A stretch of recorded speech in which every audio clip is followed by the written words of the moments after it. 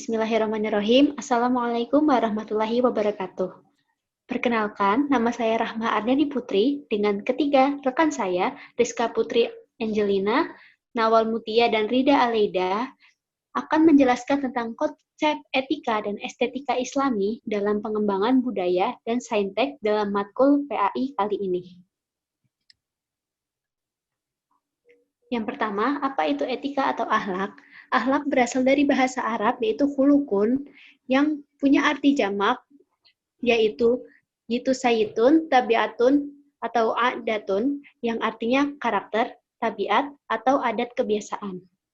Akhlak yang secara kebahasaan atau etimologi berarti budi pekerti, perangi, atau disebut juga sikap hidup, adalah ajaran yang membicarakan tentang baik dan buruknya yang ukurannya adalah wahyu.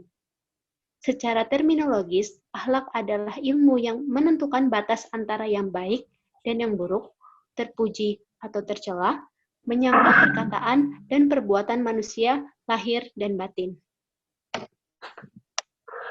Jika akhlak adalah perbuatan yang sudah tertanam dalam jiwa seseorang, maka akhlak itu tempatnya dalam hati. Apabila hatinya baik, akan muncul sifat yang baik. Dan sebaliknya, jika hatinya tidak baik, maka yang muncul dan keluar dari perilakunya adalah sifat yang tidak baik. Yang kedua, aliran etika Islam. Majid Fahri membagi etika Islam menjadi 4 kelompok. Yang pertama, moralitas skriptural. Moralitas skriptural berarti sebuah tipe etika di mana keputusan-keputusan yang terkait dengan etika tersebut diambil dari Al-Quran dan As-Sunnah atau hadis, dengan memanfaatkan abstraksi-abstraksi dan analisis-analisis para filosof dan para teolog di bawah naungan metode-metode dan kategori-kategori diskursif yang berkembang pada abad 8 dan 9. Kelompok yang termaksud tipe etika adalah para ahli tafsir dan para ahli hadis. Yang kedua, etika teologis. Berarti sebuah tipe etika di mana dalam pengambilan keputusan-keputusan etika sepenuhnya mengambil dari Al-Quran dan As-Sunnah atau hadis. Kelompok etika tipe ini contohnya adalah kelompok aliran Mu'tazilah dan Asy'ariyah. Lalu selanjutnya ada etika filosof. Etika ini adalah di mana mengambil keputusan-keputusan etika berdasarkan dari sepenuhnya pada tulisan Plato dan Aristoteles yang telah diinterpretasikan oleh para penulis Neoplatonik dan Galen yang digabungkan dengan doktrin-doktrin setia, Platonik, Pythagorean, dan Aristotelian. Termaksud kelompok ini antara lain adalah Ibnu Miskawayh.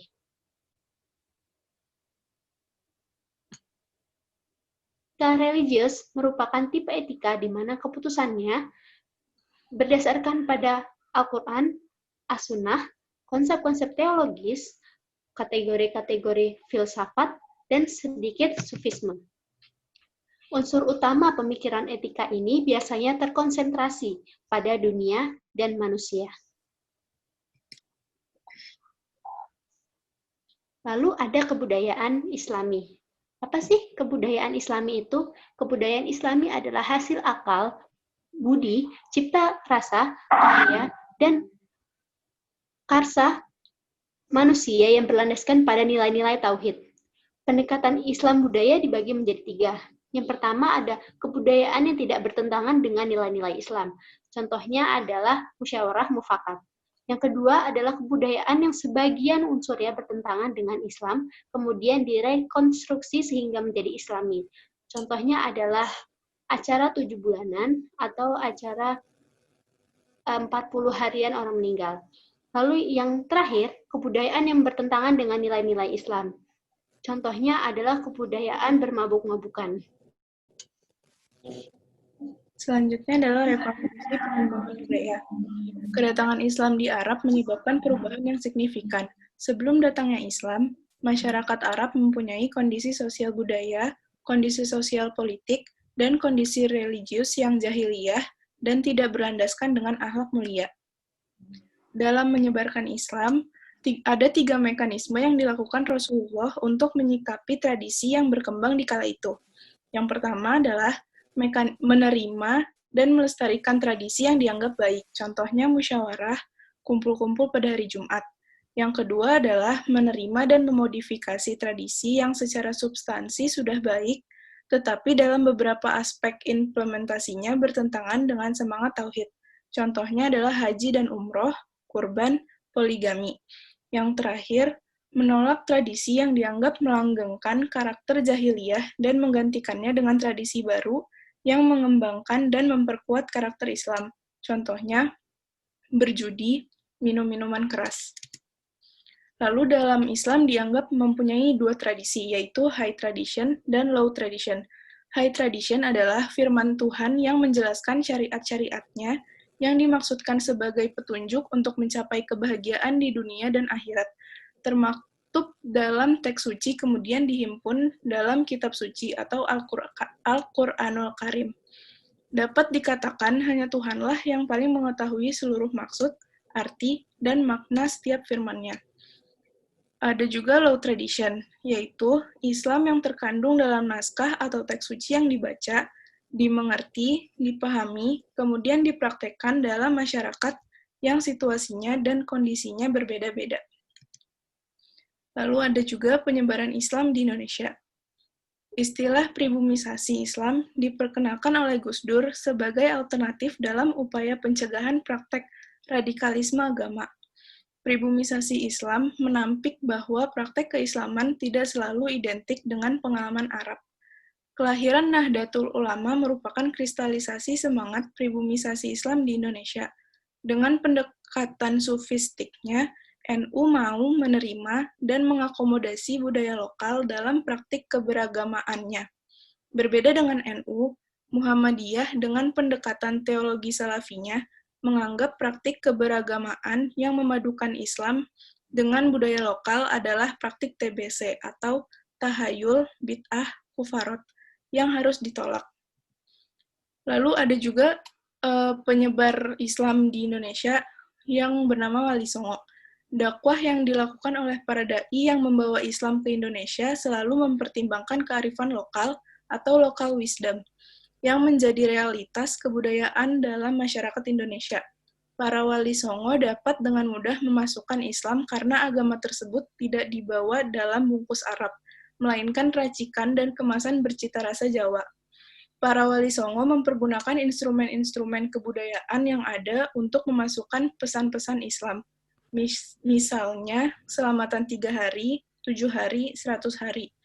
Oleh para wali, momen forum kumpul-kumpul tersebut dibiarkan, tetapi dimodifikasi dengan membaca Yasin, tahlil, tasbih, tahmidan sholawat, dengan diselingi pesan-pesan keagamaan.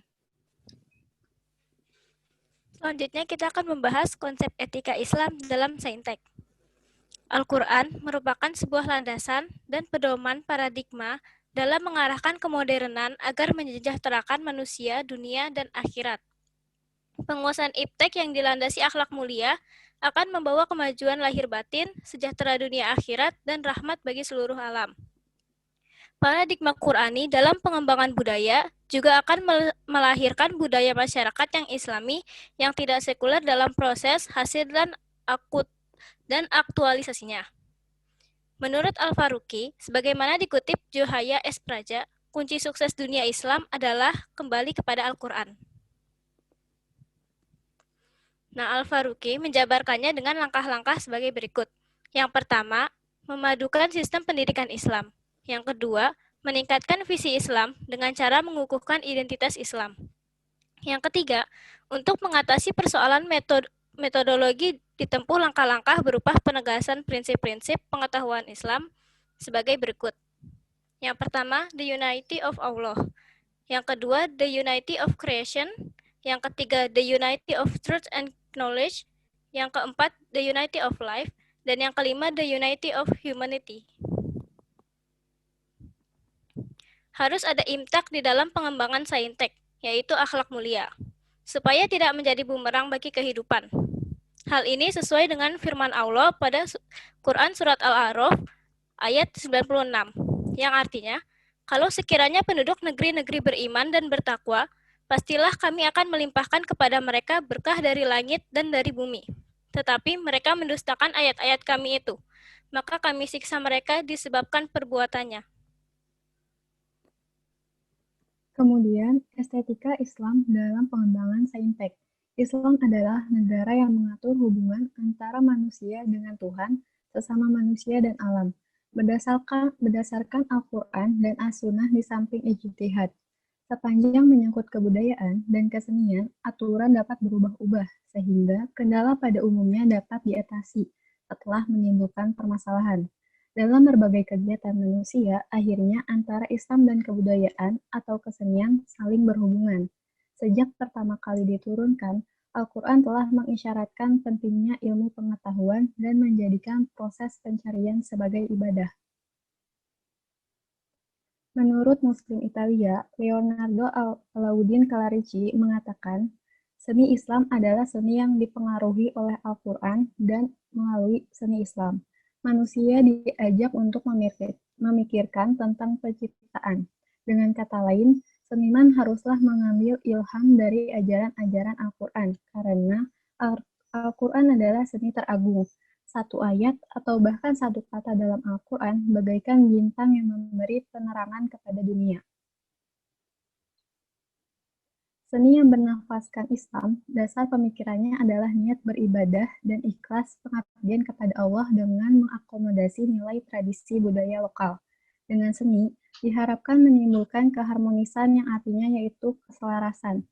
Harmonis merupakan sikap yang paling sederhana, akan tetapi mempunyai dampak yang positif bagi integritas bangsa pada umumnya dan kerukunan masyarakat pada khususnya.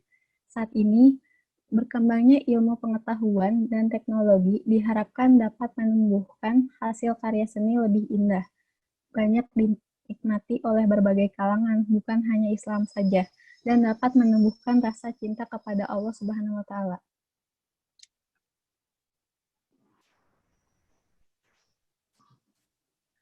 Sekian dari kelompok 4. Terima kasih atas perhatiannya.